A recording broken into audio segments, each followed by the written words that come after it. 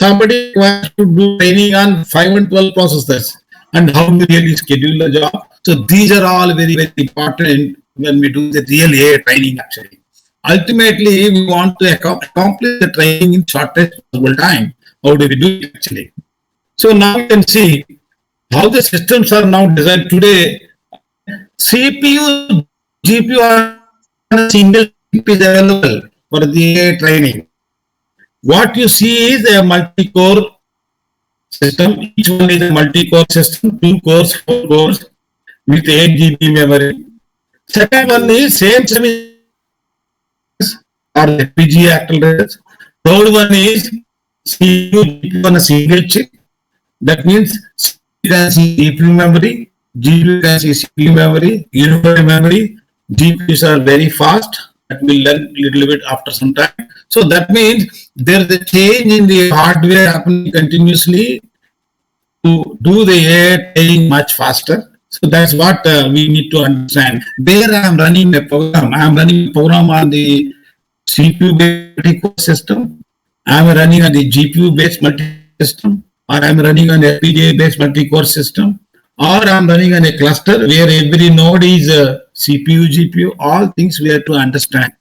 That's why today AI architecture is driving the industry. AI computing is one AI architecture. That means what kind of systems, what kind of network, what kind of processor, all things are also very important in HPC. Now what we do, we go back again. We'll quickly see what is the each node here, each compute node. Let us see. Today we have that CDAC. We have systems with 1000 cores, 1024 cores. That means 1024 cores. That is called multi-socket, multi-core, 32 sockets, 32 core, 1024 core system is available. It has got single address space, single operating system, and we can do computing. And if you take hyper-threading means 2 threads running on a single physical core. Every physical core processor has got 2 logical cores. If you have 1024 cores, that means 2048 are there. 2048 that you can run single memory, single address space, you get tremendous amount of performance. But what is our work is what each thread will do, how the thread synchronization is done. Is the threads are computing matrix computation? What way the threads are working on the AI training? These are also very, very important. Now let's go to the each thread, each system. Simple example of quad core laptop, which you see. So 4 cores, you can run 4 OpenMP threads, or you can run 4 POSIX threads, or you can run 4 MPI processes. MPI is called process level. OpenMP is called threads level. So we need to understand both the things very, very carefully. When you have 4 threads, fine, it's very easy. When the hyper-threading enabled, 4 cores become 4 physical core becomes 8 logical cores. So totally you can run 8 threads. But today I am having 1024 cores. That means how the threads can employ, how threads can synchronize, how the locks, live locks can be handled. All things also very important in the programming. So now question is whether I have the 4 cores or 8 cores or 16 cores, how many floating point operations I can do in one clock cycle. Floating point operation means single precision, double precision, how much you can do.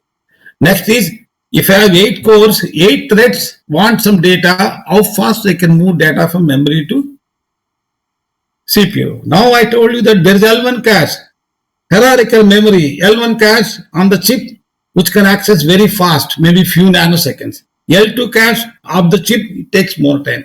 L3 cache, more cores can access, and main memory. That means there is a hierarchical memory is there in today all the systems. We need to understand what kind of computation I am doing, what kind of memory required for every thread. All things also very, very important. So let's see. Now that means you have multiple GPUs in a node. Every GPU has got streaming multiprocessors. How many streaming multiprocessors there in GPU? How the GPU scheduling is done, that is called warp. That means 32 threads is grouped as a one warp in the GPU. All 32 threads execute one instruction. That means all 32 threads take equal amount of time to do convolution neural networks, you get 32 times speed up. But is all 32 threads take same amount of time to access the data? Where the data is there, how fast we can move the data, all these things are challenges. Each wire consists of 32 threads. All 32 threads, how they really work, the instruction execution, data getting, all these things are also challenges. Okay. So we have today, maybe in another 2 years time, you have multiple socket multi-core system. That means I have 16 cores on my laptop. We have 2 sockets. One socket is 8 cores, another socket is 8 core, socket to socket communication and core to core communication.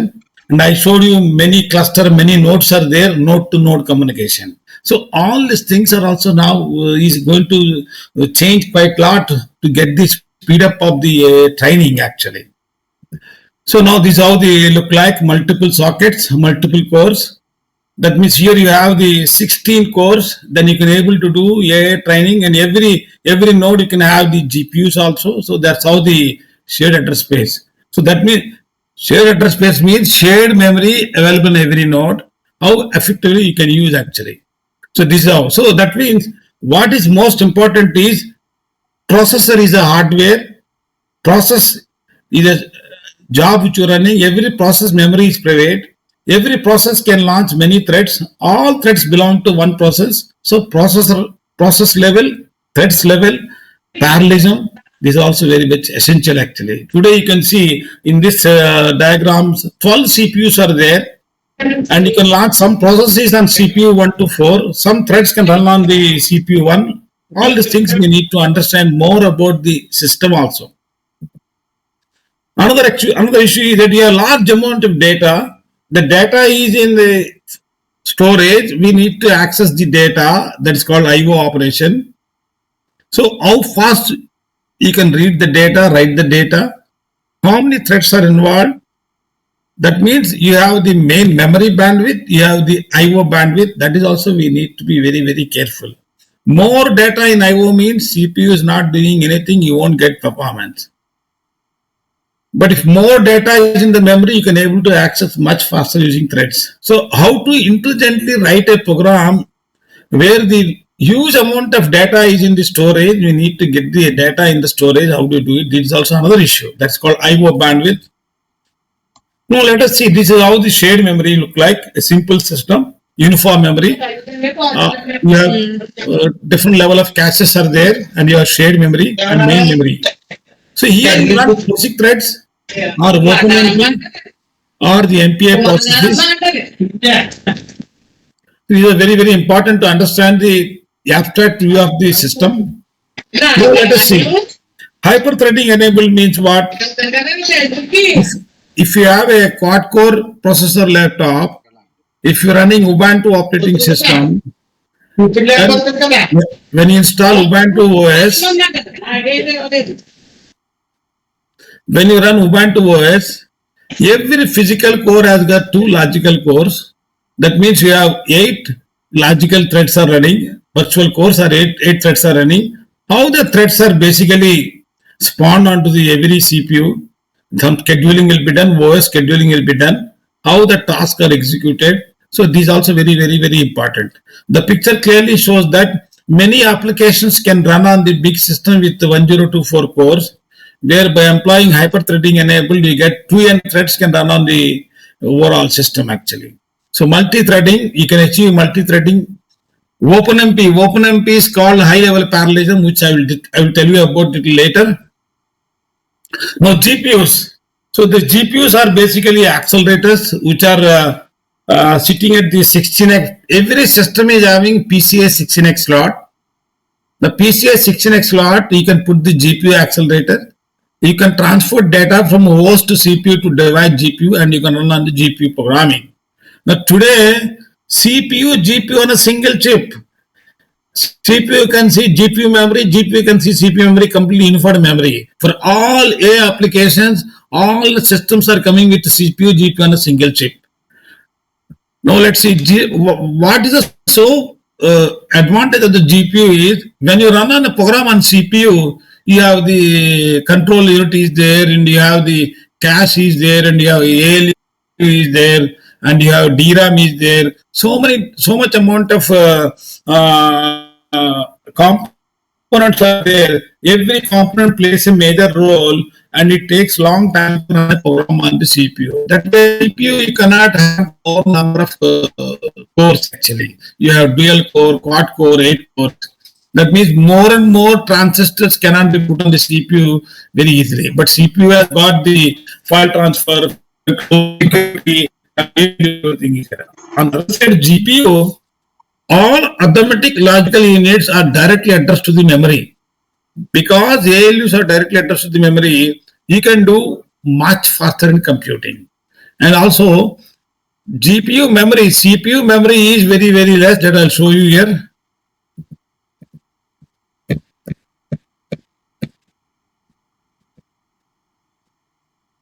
Maybe I just show you here. I'll come back and show you. Yes. Here you can see CPU memory is 100 GB memory bandwidth. That means I can't launch maybe 8 threads, 16 threads, 24 threads on CPU. Each thread requires more memory, very difficult.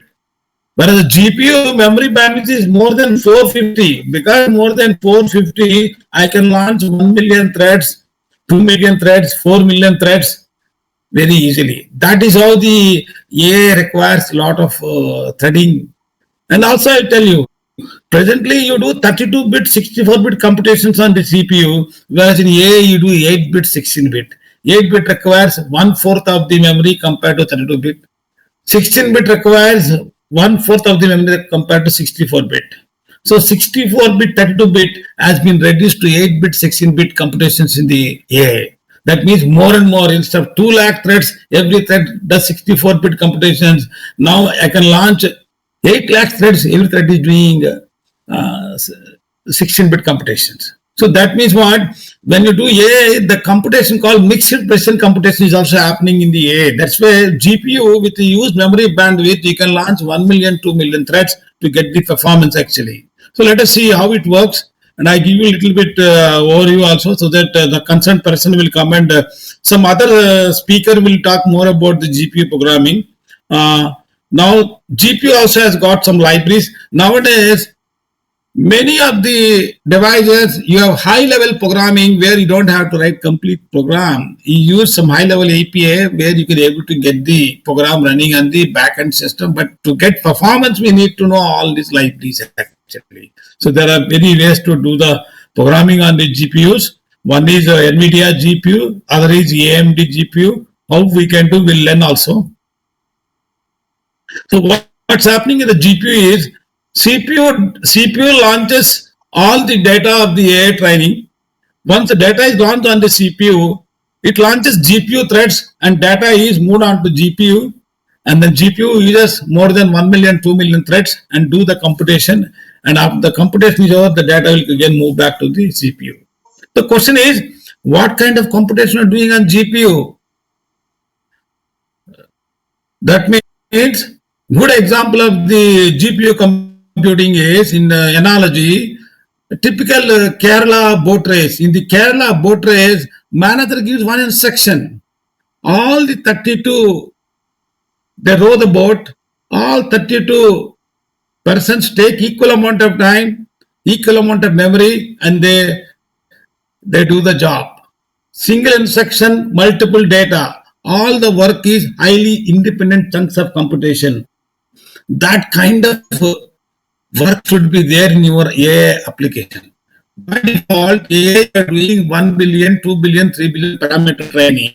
Then some training can be done parallelly on the GPUs. That is one thing.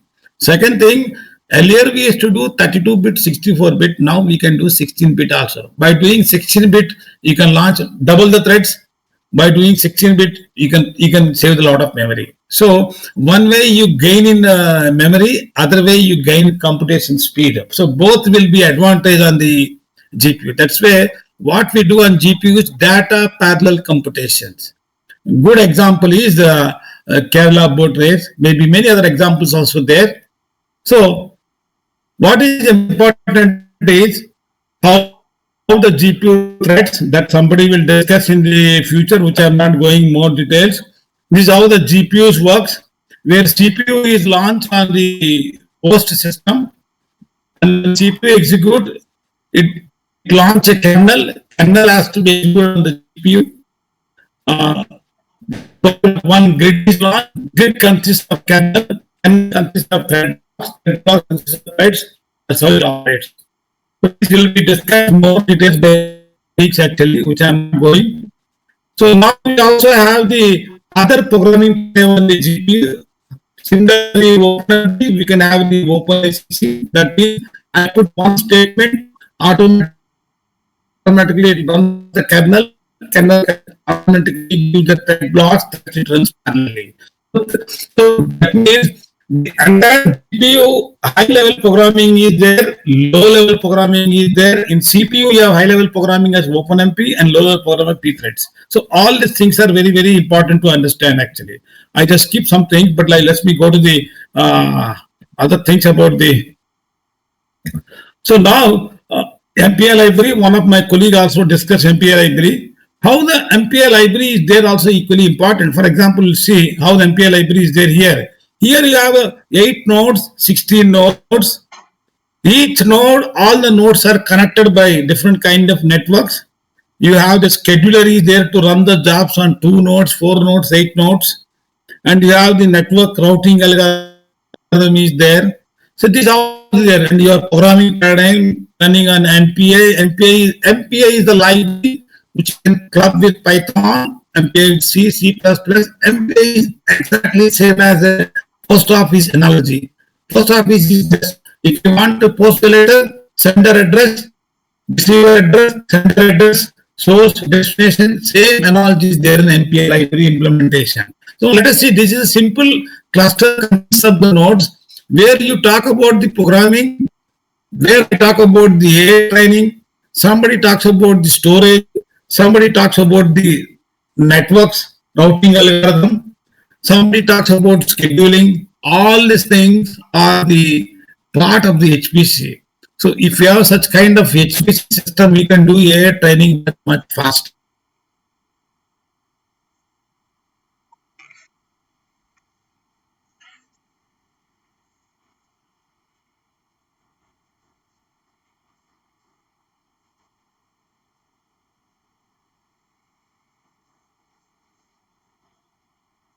Different This meeting is being recorded and summarized. Post office will take the letter and go to the receiver's mailbox and go to the receiver post office, go to the receiver mailbox. At all the level you have the high layer, middle layer, lower layers, everything is there.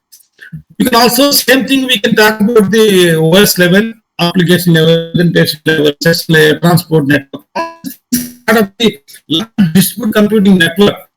Now, complexity, I put GPUs also. I put GPUs for every node. That means every today, AI training means the cross DeepSeek AI, just like ChatGPT, OpenAI, DeepSeek 2048 nodes. 256 nodes they use. Each node is having 8 GPUs, and every GPU is having 80 GB memory. Your laptop is having 2 GB, 2 cores, or 2 GB, 4 cores, total 8 GB. But what I am saying is every node has got 8 GPU, they call GPU blades. And every GPU is having 80 GB memory. That means if you have 256 nodes with 8 GPU, total it comes 2048 nodes. Overall 2048. So what I'm trying to say is that CPU has 16 cores. Every node have 8 core CPU. Every node have 8 GPUs. Every GPU can launch 1 million threads. The totally large number of threads which are running on the CPU and the GPU. That's how the AI training is there. Now, what are the issues? Issues is challenges, scheduling, networks. Networks means how we can communicate one process to other process, one to all process, all to all processes, scattering data, gathering data. N is the size of the data, P is the processes, order of NP, order of N log P. And networks, you have the OS layer, TCP IP, programming, you have the OpenMP, you have the MPI, GPU programming, you have the Hadoop programming, you have the TensorFlow. Where the data? So that is how the complexity is there in the HPC system. These are all extensively used in the AI now. Come back to the IO. How much data which I am really storing, how the AI will take the data and predict the future is terabytes of data. How all the data, how parallelly you can process. That is called parallel IO, threading IO. It is also important in the HPC. AI. I just cover something. So, what is the programming paradigm? Programming paradigm is basically I use 10 minutes open and close it. So, programming paradigm means if I have single node, 4 cores, 8 cores, I can go POSIX threads. Or if I have the performance with GPUs, I can go POSIX threads and GPUs. That is a low level. OpenMP, one pragma, high level. That means you put one pragma, it is assumed that by putting one pragma parallel for loop, then the for loop which is there automatically running on the multiple CPU and get the performance. But the for loop inside, we need to see the computation is independent or computation is dependent or there is a dependency there. All things we need to understand also. This is called low level parallelism, high level parallelism. Today, you don't talk about low level, you don't talk about high level API running the entire library. In the case of API, it is doing everything. Now, write API in last 4 years. Now you go to directly ChatGPT to open a DeepSeek, it does everything in the background. So that means low level 15 years ago, high level CPU, OpenMP, and OpenACC CPU. Then they got one API. I write one application for API that is do parallelize automatically to go on CPU or GPU. But now one API has been replaced by the complete AI, ChatGPT, OpenAI, DeepSeek, and all these things. So there is a shift in programming paradigms. So what is your responsibility is which programming model we have to use, what kind of system we have, and how do I use my system one side. But today, 90% of your application is math modeling and algorithm and AI, which AI tool, ChatGPT, OpenAI, DeepSeek, as well as the Q1. Out of all the things which I should use to solve my problem, how I can able to communicate my problem in a. That's what we always say. Good programming language is no need to learn Python.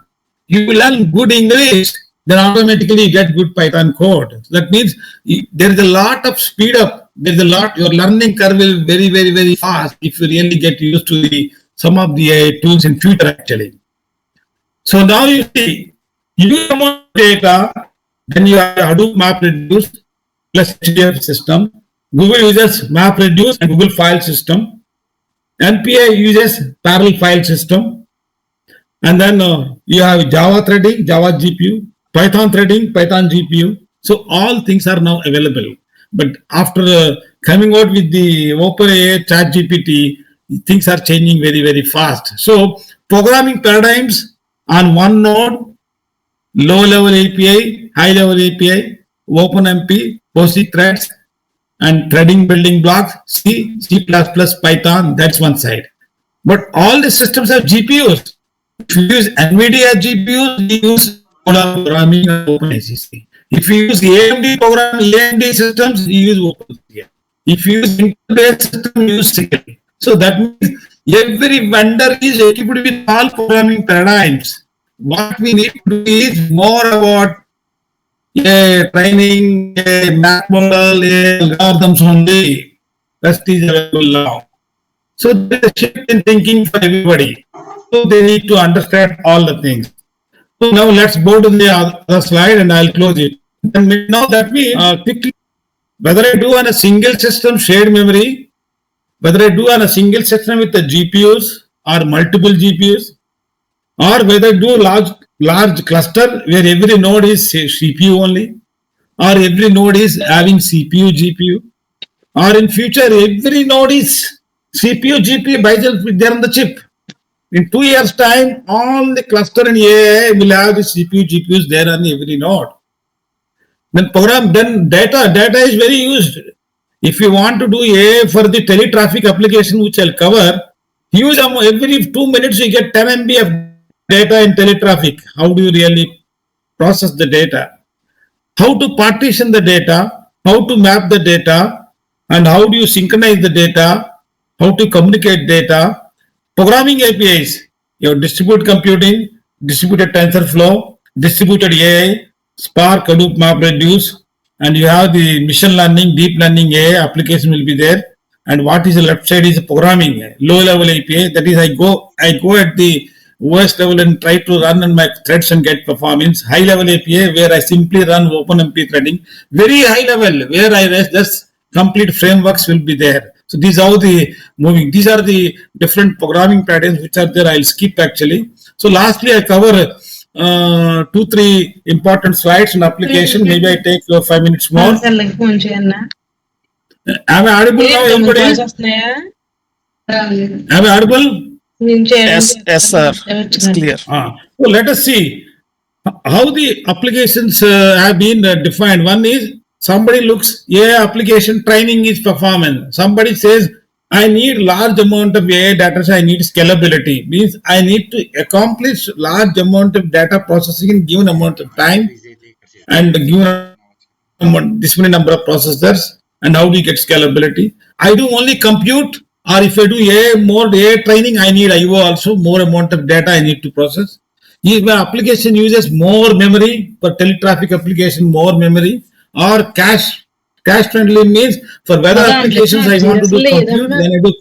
When I do compute, I am using L1 cache, I am using L2 cache, and if I have large number of nodes, Google uses more than 4,000, 6,000 compute nodes cluster, then what is the communication internode, extra node?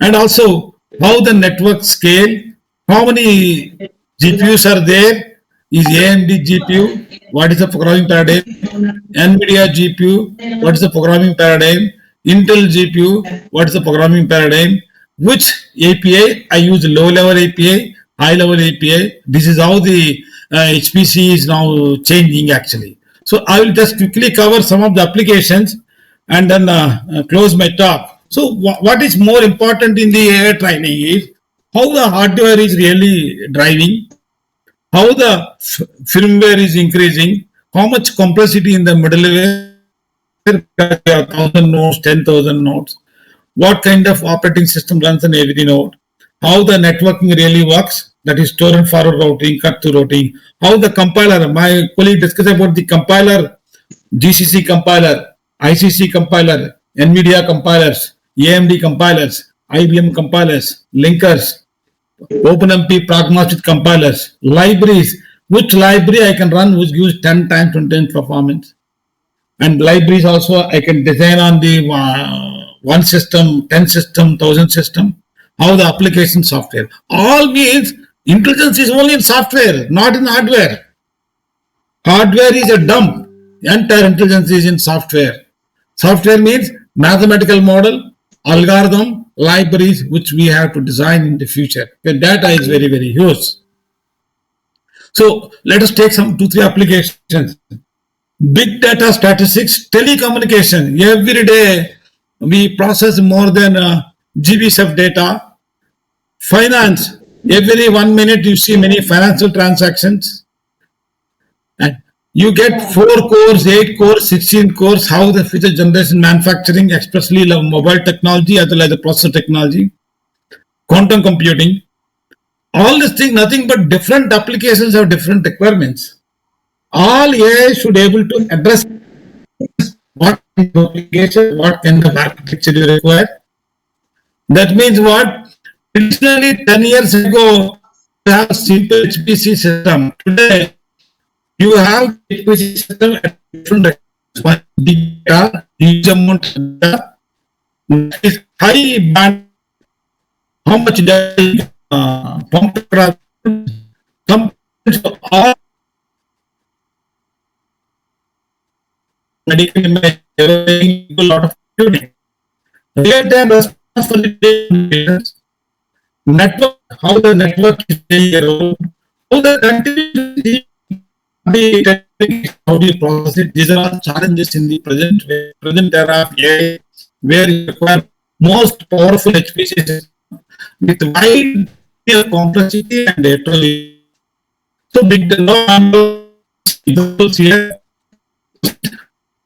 This is how we actually tomorrow the discussion how the programming stack, how the compiler stack, storage stack use and use.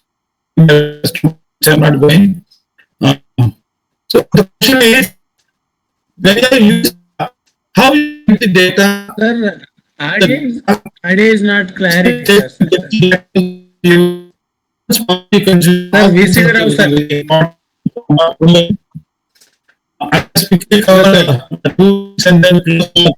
Idea is not clarity. Sir. I just quickly cover. రావు గారు మీ voice break అవుతుంది. Now, No, not clear. Maybe signal issue, sir. Signal issue.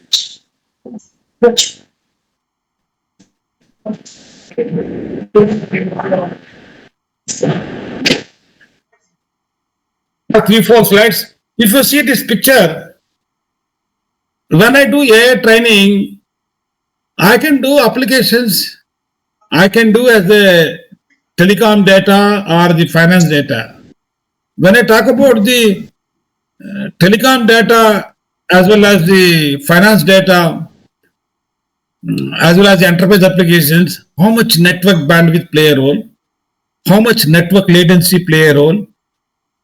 In the case of AI training, how the IO operations are done, how many threads I used to concurrently read, how many threads I used to address the burst data transfer.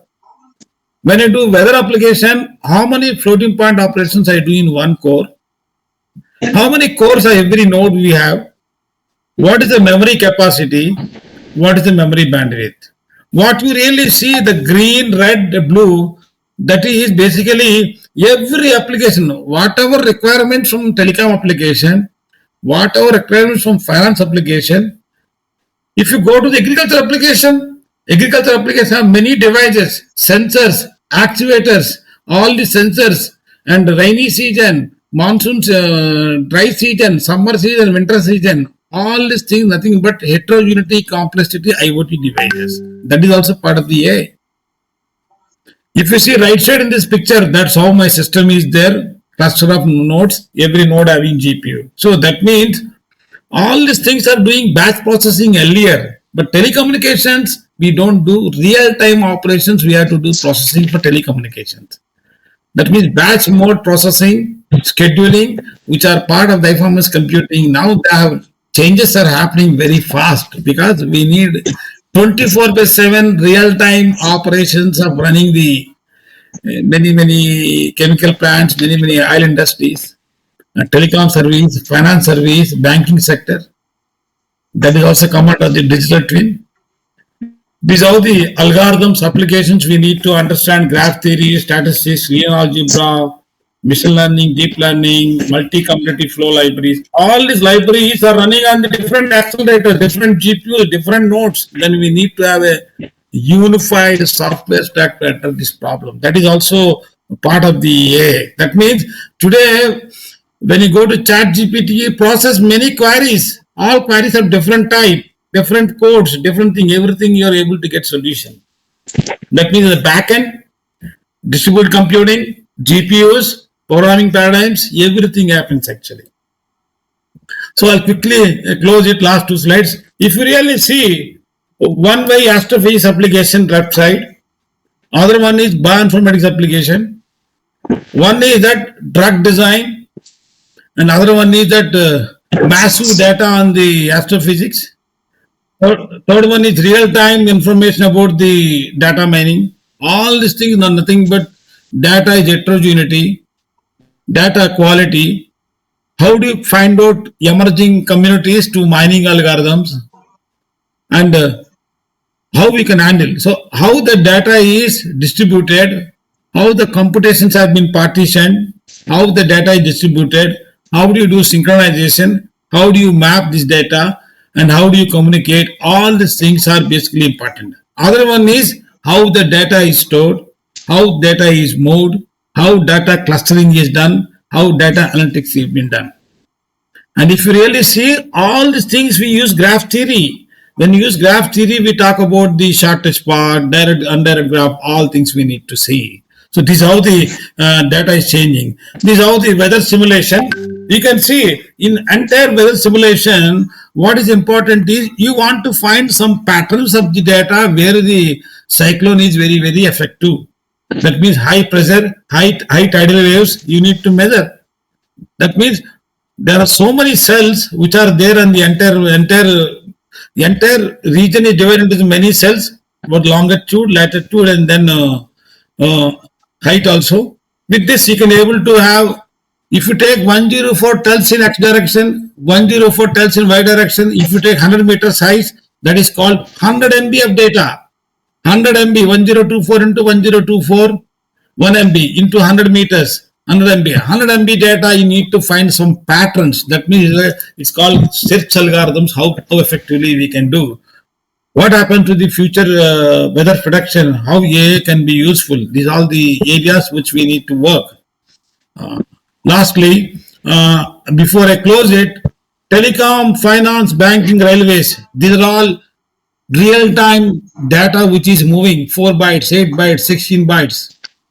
And all the data we need to simulate. So that's how we can one. So this is how the real-time telecom data. You have the data packets, you have the industrial processing, you have the voice, audio, video, voice, router control. All the telecom data you need to process in real time. To process in real time, you need a powerful HPC system which has got many GPUs, many CPUs, many vector processing. Combining all the things, you run the AI application on the thing. So what does it mean? Real-time responsive architecture of HPC is required to process this kind of data. That's the reason today, for financial transactions, we use mobile. When you get up, we use the mobile. For telecom, we use the mobile. For banking, we use. For reservation, we use. That means what? All amount of data we need to process in real time.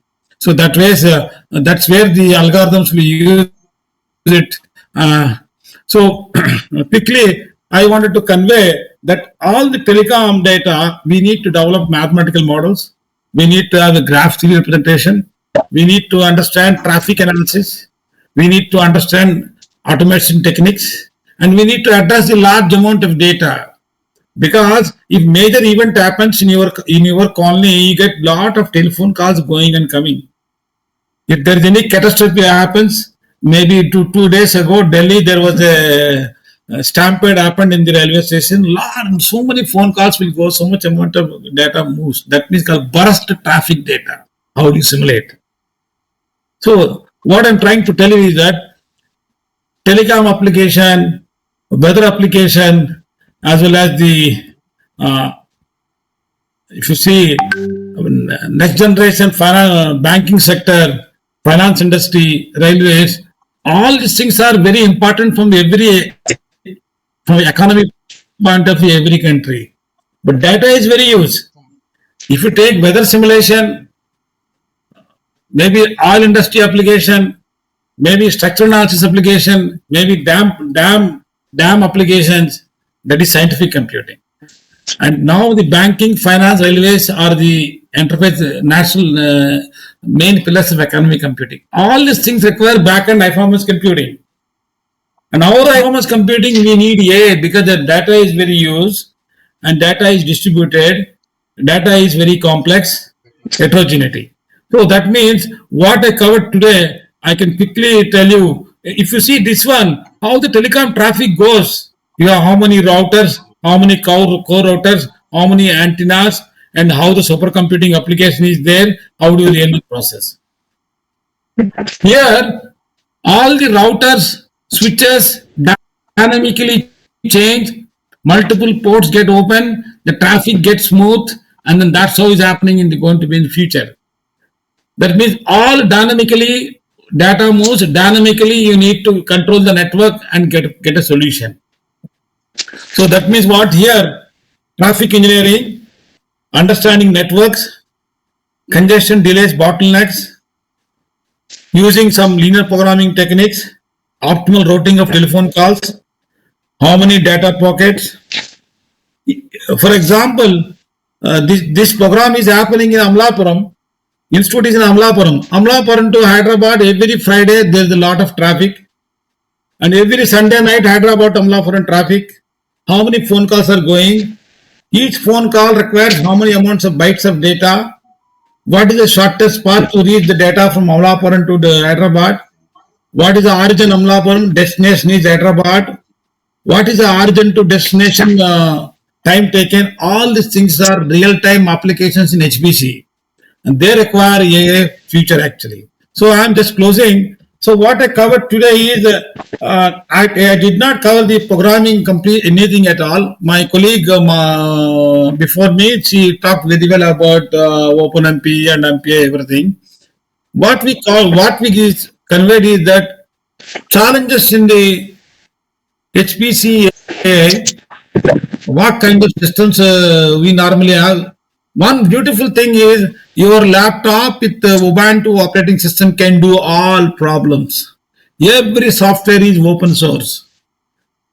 And Ubuntu operating system and every laptop will have the GPUs. And now after some time, 2 years, GPU, CPU are available on your single chip so that you get more advantage in the handling memory. So we talked about shared memory, that is laptops. We have talked about the shared memory with the GPUs. We did not discuss more about the GPUs. We also discussed about the clusters. Then we also discussed about the challenges in the programming paradigms. And we also discussed about the some kind of applications overview. See, applications means real-time response architecture is required today. That is where the HPC is going to address. Why do you require? Because you have to use AI techniques to solve many of the data science problems. So I also put some references. I already shared my presentation with Dr. Srinivas.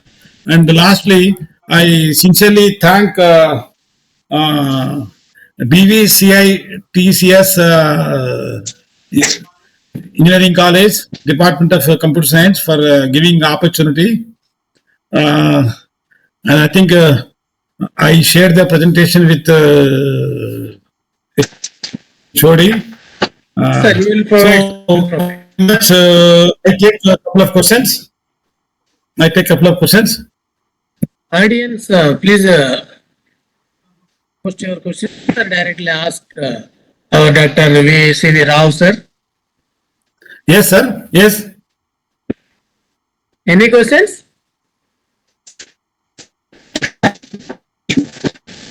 Sir, one question from my side.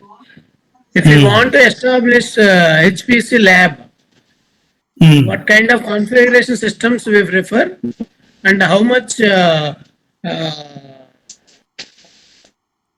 economically, how much budget is required as a institution level? Do you understand Telugu also? Yes, sir. Yes, sir. Yes, sir. Yes, sir. The answer for this question is Pindi Koddi Roti. Okay, sir. Okay. Okay. That means I'll tell you, every system requires a GPU. Okay. You can have in low end CPUs, that is CPU system is having 2 cores or 4 cores, but you can take very good GPUs. So you can have 2 nodes. You can have Ethernet, connect them, 2 nodes. That is 2 multi-core systems. Each multi-core system is having 1 GPU or 2 GPU. Okay. Other approach is write your program on your laptop with Ubuntu OS. hire the computing cycles and the cloud. That is also another approach.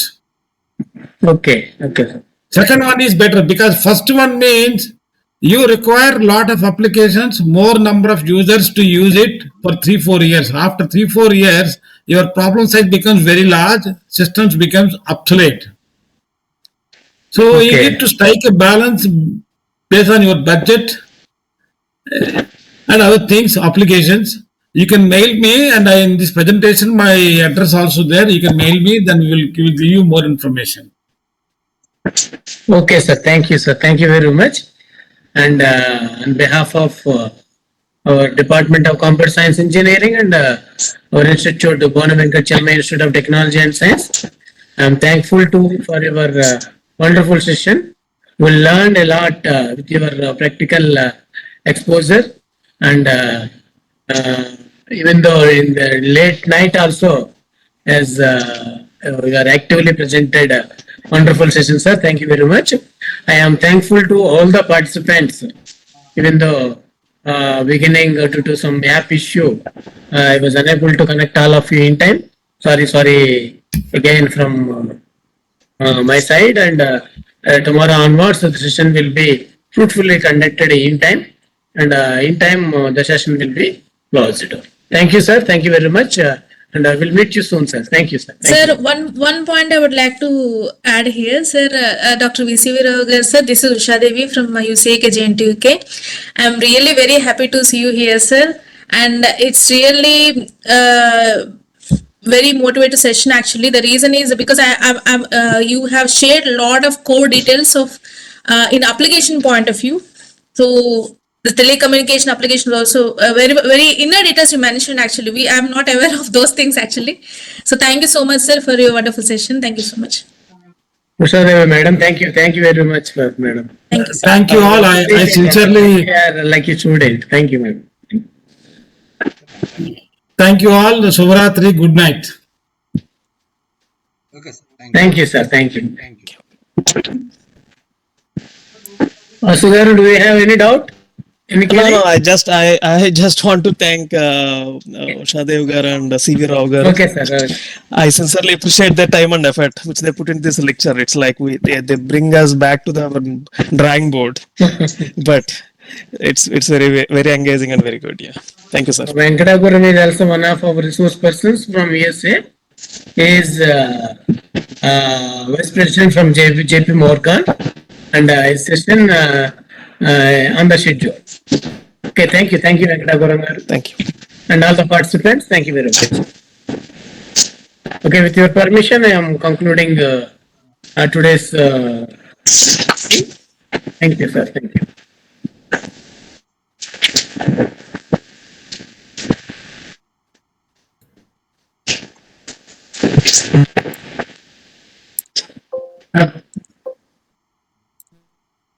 Yeah.